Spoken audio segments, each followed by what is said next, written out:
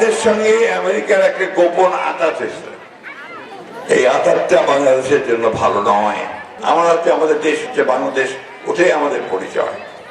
ঠিক আছে, আজকে পত্রিকায় একটা খবর বেরিয়েছে, আপনারা যদি দেখেন দেখবেন যে ফারাদ মাদার সাহেব একজন আপনাদের দার্শনিক, তিনি বলতেছেন যে জামাতের সঙ্গে আমেরিকার একটা গোপন আঁতাত হয়েছে। এই আঁতাতটা বাংলাদেশের জন্য ভালো নয়, এটা বাংলাদেশের ক্ষতি করবে। আমার যখন প্যালেস্টাইনে মানুষকে হত্যা করা হচ্ছে, কাশ্মীরে হত্যা করা হচ্ছে, তখন এই আঁতাতটা বাংলাদেশের শান্তি শৃঙ্খলা সার্বভৌমত্বের জন্য ক্ষতিকর হয়ে দাঁড়াতে পারে।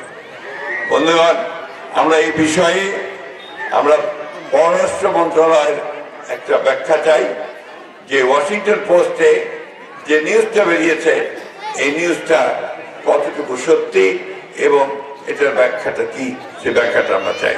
সাংবাদিক ভাইদের মাধ্যমে আমি এই ব্যাখ্যাটা চাই। আপনাদের সবকে আবারও ধন্যবাদ। সব শেষে আবারও ধানের শীষে ভোটছে আমি বক্তব্য শেষ করছি।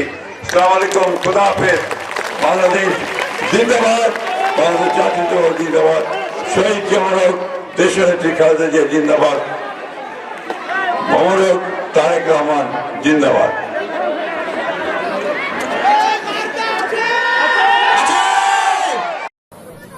মানুষ যেন নির্ভয়ে তার ভোট দিতে পারে, দুইটা জিনিস আছে।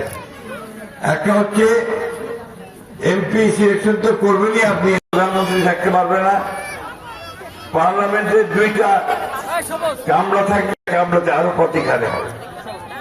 আর সেই সঙ্গে করেন না, আমাদের বেশিরভাগ মানুষরা বোঝে না, বোঝে নাকি? বুঝতে হবে, বুঝে আমরা হ্যাঁ ভোট দিব। আমরা সংস্কার তিনি ভিশন 2030 দিয়েছিলেন, যেখানে তিনি হ্যাঁ না ভোটের কথা